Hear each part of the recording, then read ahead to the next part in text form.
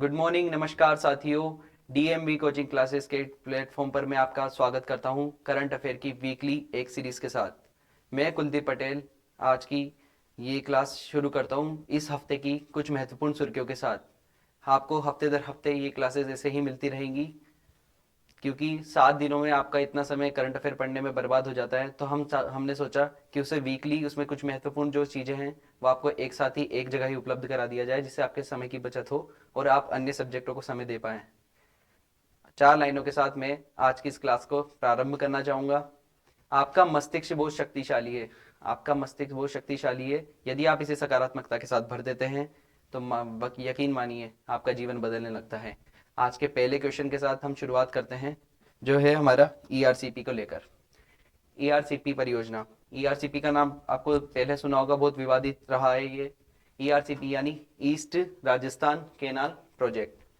इसमें पीकेसी परियोजना जो मध्य प्रदेश की और राजस्थान की सांझी एक परियोजना बन चुकी है। इसका फुल फॉर्म है पी से पार्वती, के से काली सिंध और सी से चंबल। तो इसको अभी इन दोनों को मैं राजस्थान, मध्य प्रदेश और केंद्र सरकार के मध्य त्रिस्तरीय समझौता हुआ है, उसके बारे में हम आज पढ़ेंगे। तो इसका सही आंसर है राजस्थान और मध्य प्रदेश। ये हैं हमारे जल शक्ति मंत्रालय के मंत्री गजेंद्र सिंह शेखावत जी। ये हैं राजस्थान के मुख्यमंत्री, वर्तमान मुख्यमंत्री भजन लाल जी।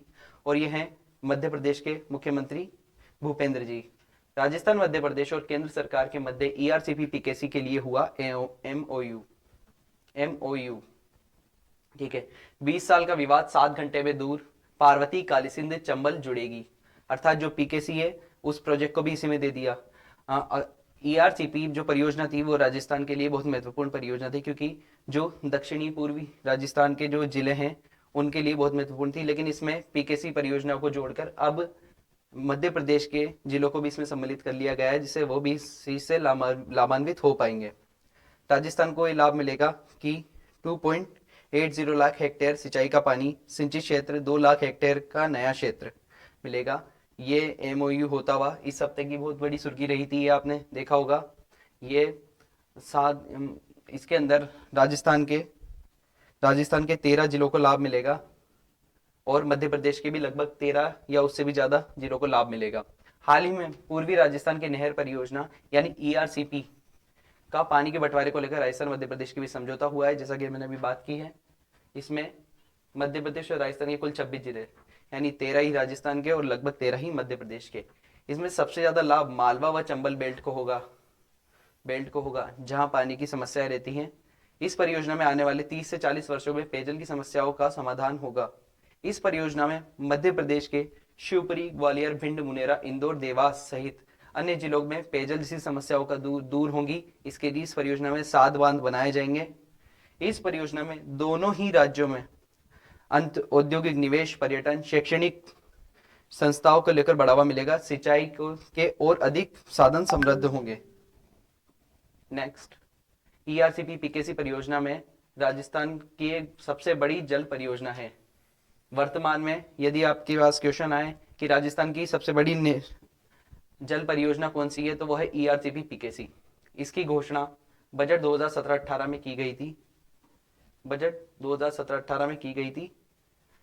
इसका उद्देश्य राजस्थान में बहने वाली चंबल नदी एवं उसकी सहायक नदियों को वर्षा ऋतु के दौरान अधिशेष जल का उपयोग राजस्थान के जो दक्षिण पूर्वी जिले हैं जहां पानी और सिंचाई के जल हेतु अभाव रहता है, उनको लाभान्वित करना था। इस परियोजना को लगभग 2051 तक पूरा करने का उद्देश्य है। यह परियोजना 13 दिसंबर 2022 को केंद्र सरकार की पार्वती कालीसिंध चंबल पी के सी पार्वती कालीसिंध और चंबल परियोजना को ईआरसीपी से जोड़ने के प्रस्ताव को प्रस्तावित प्राथमिकता वाली परियोजना में शामिल किया गया है। मतलब दोनों परियोजनाओं को एक साथ जोड़ दिया, सम्मिलित किया गया है।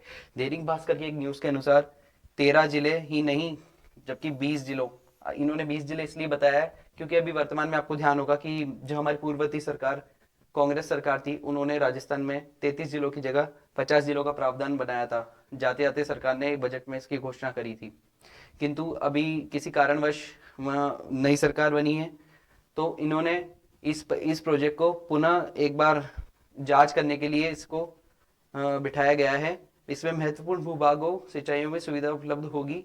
ग्रामीण इलाकों में भूजल तालिका यानी ग्राउंड वाटर जो टेबल है उसमें सुधार होगा। इसमें जो भी इस क्षेत्र में आएंगे उनके सामाजिक व आर्थिक स्थिति में सकारात्मक बदलाव आएंगे। नेक्स्ट क्वेश्चन है हमारा, रांची झारखंड में 24 व 28 जनवरी तक आयोजित स्कूल नेशनल वुशु प्रतियोगिता में जालोर के खिलाड़ियों ने कितने पदक जीते? तो जालोर के 5 खिलाड़ियों ने स्वर्ण पदक यानी गोल्ड और 1 कांस्य पदक जीता। इनके नाम कुछ इस तरीके से हैं, तनेश्क सकारिया, छवि चौधरी, इशिता चौधरी, हिमानी वैष्णव, दिव्या सोनी। इन सभी बच्चों की फोटोज ये रही। इन्होंने 5 स्वर्ण जीते हैं और कुसुम सुतार ने कांस्य पदक जीतकर अपना नाम इसमें जोड़ा है। ये 67वें नंबर का स्कूल नेशनल वुशु प्रतियोगिता थी जिसमें जालोर के 5 खिलाड़ियों ने पदक जीते हैं।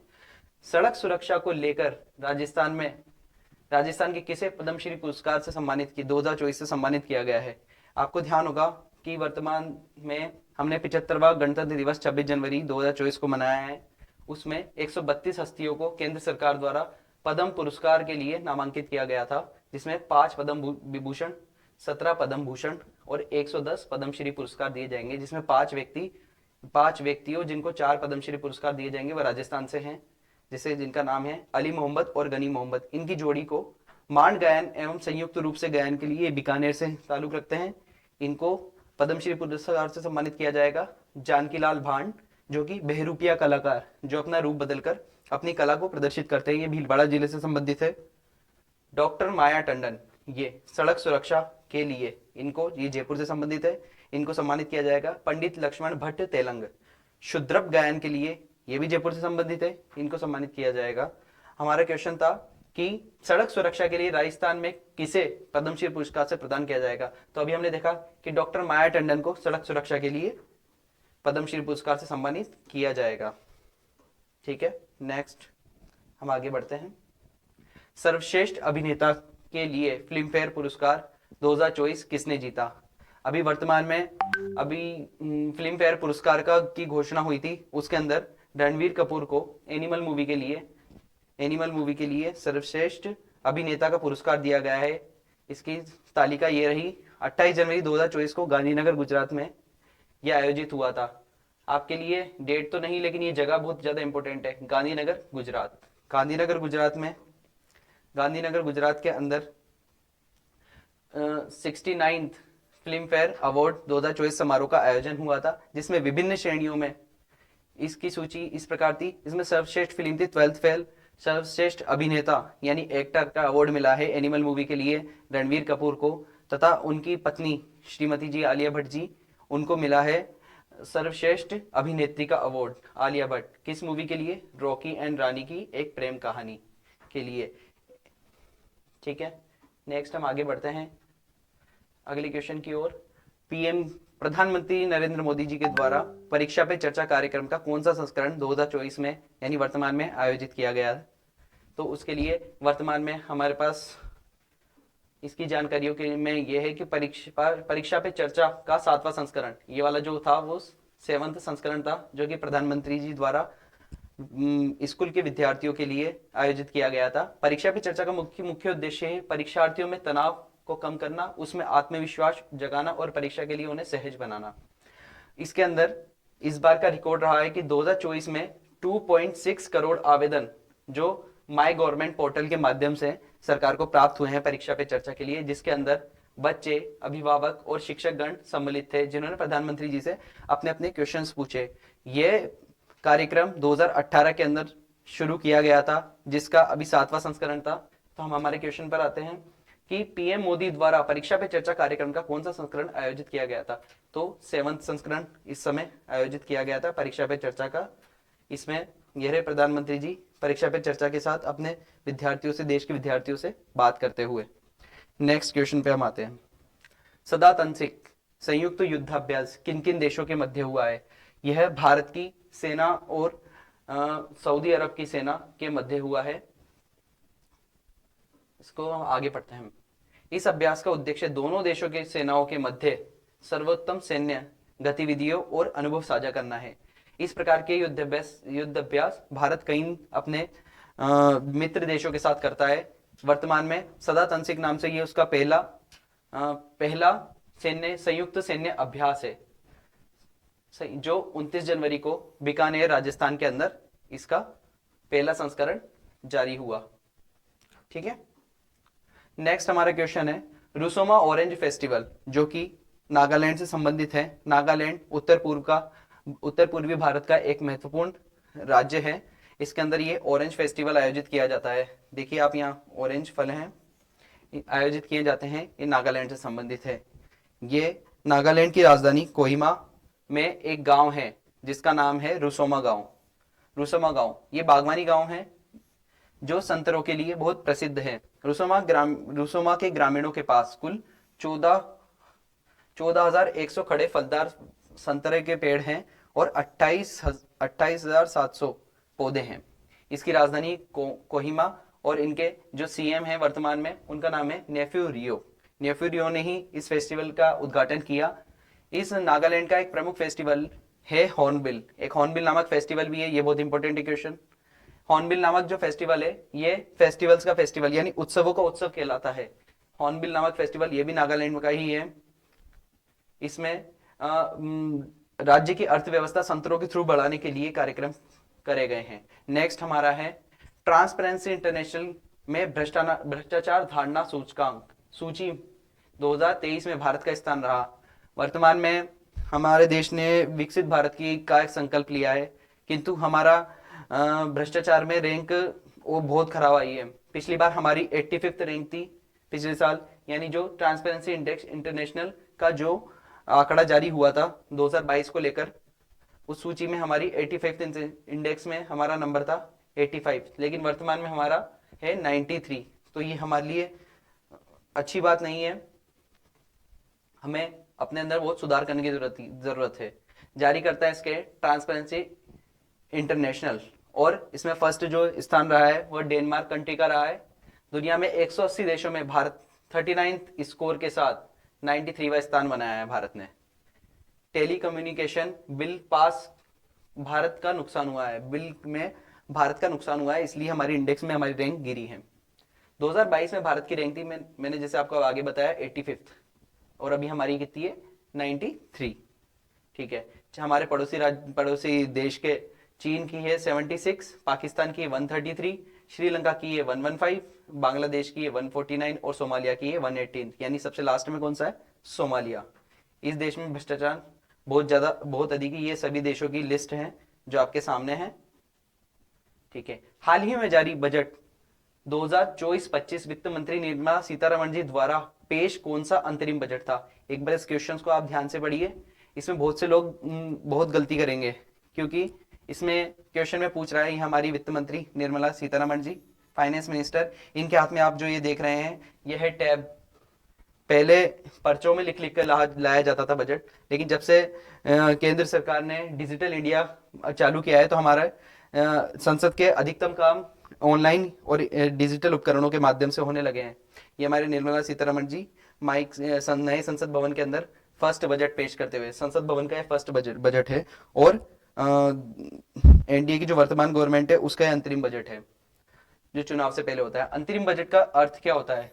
अंतरिम बजट की विशेषता है, निर्मला सीतारमण जी का ये पूर्णकालिक छठा बजट है। जो पूर्णकालिक अगर पूछा जाए कि ये छठा बजट है, अब पूछा जाए कि 5 साल तो गवर्नमेंट के होते हैं, लेकिन इनका छठा बजट कैसे है, इस बात का मैं आपको आगे बताऊंगा। अंतरिम बजट के रूप में फर्स्ट बजट है ये वाला जो था, ये फर्स्ट जो हमारे क्वेश्चन में पूछा गया है। देखो कि हाल ही में जारी बजट 2024-25 वित्त मंत्री निर्मला सीतारमण जी द्वारा पेश कौन सा अंतरिम बजट है? लोग लगाएंगे कि टोटल बजट तो इन्होंने अभी तक 6th पढ़े हैं, लेकिन इनका अंतरिम बजट कौन सा है? फर्स्ट। तो इसका सही ऑप्शन होगा सी, फर्स्ट। ठीक है, इसका लक्ष्य इसमें बजट के अंदर कुछ कुछ महत्वपूर्ण बातें हुई है जिस बजट की विशेषता है। इसका लक्ष्य रखा गया है कि 2047 तक हम भारत को क्या देखना चाहते हैं? विकसित राष्ट्र, यानी डेवलप्ड कंट्री। अभी हम क्या है? डेवलपिंग कंट्री, है ना। इसका मंत्र रखा गया है सबका साथ, सबका विकास, सबका विश्वास और सबका प्रयास। विशेष फोकस रखा गया है इस बजट के अंदर गरीबों पर, महिलाओं पर, किसानों पर और युवाओं पर। इस बार का ये बहुत सबसे छोटा बजट था जो कि 58 मिनट के अंदर ही समाप्त हो गया था। इसमें निर्मला सीतारमण जी ने एफडीआई की एक नई फुल फॉर्म बताई, जिसकी फुल फॉर्म थी फर्स्ट डेवलपमेंट इंडिया, यानी प्राथमिकता हम किसको देंगे, हमारे देश के विकास को। अब आपको ये देखना, हमें ये देखना था कि ये सिक्स्थ बजट कैसे हुआ। 5 साल ही तो हुए इस सरकार को। एक्चुअली हुआ क्या कि जब 2019 में जब वर्तमान की एनडीए सरकार चुनकर आई, तो उन्होंने वित्त मंत्री निर्मला सीतारमण जी का आते ही एक अंतरिम बजट पेश होता है। जब भी नई सरकार चुनकर आती है तो एक अंतरिम बजट बचे कुछ समय के लिए पेश किया जाता है, उसे क्या बोलते हैं, अंतरिम बजट। अब बजट क्या होता है, बजट हमारे आर्टिकल अनुच्छेद 112 के अंदर उल्लेखित है। बजट शब्द का उल्लेख तो कहीं नहीं है, लेकिन यह वित्तीय लेखा जोखा होता है, वार्षिक वित्तीय विवरण के नाम से इसके अंदर सम्मिलित है। वार्षिक वित्तीय विवरण, इस नाम से हमारे संविधान के अंदर बजट उल्लेखित है, जो कि एक वित्तीय वर्ष के लिए अनाउंस किया जाता है। उस सरकार का कितना खर्चा है, उनकी आय और व्यय का दोनों का लेखा जोखा बजट के अंदर होता है, जिसे वार्षिक वित्तीय विवरण कहते हैं। हमारा एक वित्तीय वर्ष कहां से चालू होता है, वित्तीय वर्ष 1 अप्रैल से लेकर नेक्स्ट ईयर 31 मार्च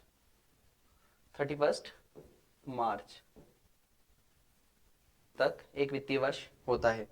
तो वित्तीय वर्ष इस बार की सरकार, मतलब बीच में चुनाव है मई जून के अंदर, इसलिए अंतरिम बजट पेश किया गया है, जो कि बचे कुछ कार्यकाल के लिए जारी किया जाता है। जब नेक्स्ट गवर्नमेंट चुनकर आएगी तो वह एक बार और अपना बजट पेश करेगी बचे हुए कार्यकाल के लिए, यानी 31 मार्च तक के लिए। ठीक है, वित्त मंत्री निर्मला सीतारमण द्वारा ये छठा बजट था, बता ही दिया मैंने आपको।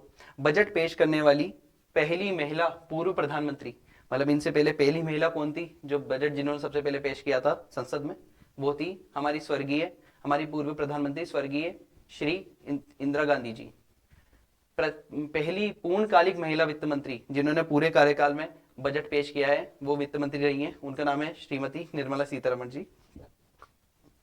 सर्वाधिक बार बजट प्रस्तुत करने वाले वित्त मंत्री रहे हैं मोरारजी देसाई। ये कुछ क्वेश्चंस है जो बजट से संबंधित है, ये मैंने आपको बता दिया। 75th गणतंत्र दिवस 2024 की परेड का मुख्य समारोह में सर्वश्रेष्ठ झांकी, आपने 26 जनवरी के दिन दिल्ली में होने वाली परेड को तो देखा होगा, उसमें कई राज्यों की झांकियां निकलती है, उसमें अलग अलग राज्यों की झांकियां निकली थी, जिसमें एक मनमोहक झांकी भगवान श्री राम लला की भी थी। अभी हम आपको बताएंगे नेक्स्ट स्लाइड में उसकी फोटोज। तो इसका तो सही आंसर है कि ओडिशा राज्य की जो झांकी थी उसको इस बार सर्वश्रेष्ठ झांकी का पुरस्कार मिला है राज्यों की श्रेणी में। ठीक है, ये ओडिशा राज्य की झांकी है, देखिए इसमें ओडिशा के पूरे कल्चर को दर्शाया गया है, जिसमें मंदिर बने हुए हैं, हाथी है और ये सब चीजें, हमारा अशोक स्तंभ। और ये मनमोहक झांकी जो उत्तर प्रदेश की थी, इसमें श्री राम लला को अपने बाल स्वरूप में दर्शाया गया है। इस बार हमारा 75th गणतंत्र दिवस था, इसमें मुख्य अतिथि के तौर पर हमने फ्रांस के राष्ट्रपति इमानुएल मैक्रों जी को 2 दिवसीय यात्रा पर बुलाया था। आपने देखा होगा नरेंद्र मोदी जी इनको 25 जनवरी के दिन जयपुर जो राजस्थान की राजधानी है उसके अंदर घुमाने के लिए इन्हें आमंत्रित किया था, और इमानुएल मैक्रों आए भी थे। इमानुएल मैक्रों यहाँ आए थे, जिनका राष्ट्रपति द्रौपदी मुर्मू जी के साथ शाही सवारी अपनी बग्गी जो थी कर्तव्य पथ पर परेड में शामिल किया गया। एक्चुअली जब प्रधान ये शाही सवारी सुरक्षा के लिए पहले बैन कर दी गई थी, बहुत सालों बाद इस बग्गी का उपयोग समारोह के लिए किया गया है। इस बार की जो 26 जनवरी की हमारी थीम थी वो है विकसित भारत, यानी डेवलप्ड इंडिया एंड भारत लोकतंत्र की मर्तुका, है ना, यानी Bharat the mother of democracy, यानी विकसित भारत और भारत लोकतंत्र की जननी। इस तरीके से हम इसको पढ़ सकते हैं। श्रेष्ठ मंत्रालय की झांकी कौन सी थी, सांस्कृतिक मंत्रालय की झांकी श्रेष्ठतम झांकी के तौर पर उनको पुरस्कृत किया गया है। यह है फ्रांस के राष्ट्रपति इमानुएल मैक्रों और यह हमारे वर्तमान प्रधानमंत्री श्री नरेंद्र दामोदर दास मोदी जी। नेक्स्ट हम देखते हैं हाल ही में किस राज्य द्वारा सभी सरकारी व निजी स्कूलों में सूर्य नमस्कार अनिवार्य किया गया है? आपको सुर्खियों में समझ पढ़ने में आया होगा कि राजस्थान राज्य के वर्तमान मुख्यमंत्री भजनलाल जी द्वारा एक नई कैबिनेट का गठन किया गया था, जिसमें शिक्षा मंत्री द्वारा अभी ये उल्लेखित किया गया है कि सभी राजस्थान के सभी जितने भी स्कूल हैं वह निजी एवं सरकारी स्कूलों के अंदर सूर्य नमस्कार कराया जाएगा। सूर्य नमस्कार में कुछ मुद्राएं होती हैं जिनसे शरीर के लिए बहुत आवश्यक रहती है, शारीरिक श्रम करने में आसानी रहती है और शरीर में ऊर्जा बनी रहती है। स्कूल शिक्षा विभाग द्वारा ये विशेष पहल की गई है, जो पहले भी जब एनडीए की गवर्नमेंट राजस्थान में थी तो बच्चों को इस प्रकार से सूर्य नमस्कार कराया जाता था। ये हमारे वर्तमान मुख्यमंत्री जी भजनलाल जी शर्मा। 15 फरवरी तक राज्यों को सभी सरकारी एवं निजी स्कूलों में सूर्य नमस्कार अनिवार्य रूप से लागू किया गया है। नेक्स्ट, हाल ही में राष्ट्रपति द्रौपदी मुर्मू जी किस शिक्षाविद को राज्यसभा के लिए मनोनीत किया गया है? मतलब जो वर्तमान में हमारी राष्ट्रपति महोदया हैं द्रौपदी मुर्मू जी, उन्होंने चंडीगढ़ यूनिवर्सिटी के चांसलर जो वर्तमान में सतपाल सिंह संधू थे, उनको राज्यसभा सदस्य के रूप में मनोनीत किया गया है। सतनाम सिंह संधू माननीय राष्ट्रपति महोदय जो द्रौपदी मुर्मू जी द्वारा राज्यसभा के लिए मनोनीत किए गए हैं। मनोनीत चुने नहीं गए, ये मनोनीत किए गए हैं राष्ट्रपति जी द्वारा। सतनाम चंडीगढ़ यूनिवर्सिटी के चांसलर रहे हैं। ये सतनाम जी हैं, सतनाम सिंह संधू, जिनको राज्यसभा के लिए मनोनीत किया गया है। उत्तर भारत का पहला मानव डीएनए बैंक किस विश्वविद्यालय में शुरू किया गया है, आरंभ किया गया है? इसमें ऑप्शन है हमारे पास बनारस हिंदू यूनिवर्सिटी यानी बीएचयू, जो कि बनारस काशी के अंदर है, जामिया मिलिया यूनिवर्सिटी, दिल्ली यूनिवर्सिटी और राजस्थान यूनिवर्सिटी। इसका सही आंसर होगा बनारस हिंदू यूनिवर्सिटी। उत्तर भारत का ये पहला मानव डीएनए बैंक है, जो कि बीएचयू विश्वविद्यालय में इस प्रकार के एक लैब बनाई गई है। ये डीएनए लैब है जो उत्तर भारत की पहली है। न्यूज के अनुसार काशी हिंदू विश्वविद्यालय यानी बीएचयू में उत्तर भारत का पहला डीएनए बैंक बनाया जा रहा है, यह बनके तैयार हो चुका है। झारखंड की नई सीएम, अभी आपको सियासी उथल पुथल के अंदर झारखंड की घटनाएं सुनने को मिली होगी, जिसके वर्तमान जो झारखंड के सीएम थे उन्हें हेमंत सोरेन जी, उनको ईडी से समन भेजा गया था। 10 या 11वीं बार समन भेजा गया था। वर्तमान में उन्हें गिरफ्तार कर लिया गया है और अब उनकी जगह चंपई सोरेन जी ये वहां के मुख्यमंत्री पद की शपथ लेंगे। ठीक है, आज की क्लास को हम यहीं समाप्त करते हैं। उम्मीद है कि आप सभी को बहुत आनंद आया होगा। हम इस सीरीज को ऐसे ही लगातार आगे बढ़ाते रहेंगे अगर आप सभी का साथ रहा तो। हाँ, हंसते रहिए, मुस्कुराते रहिए और हमेशा सकारात्मक रहिए। सफलता आपके साथ रहेगी। जय हिंद, जय भारत, वंदे मातरम। धन्यवाद।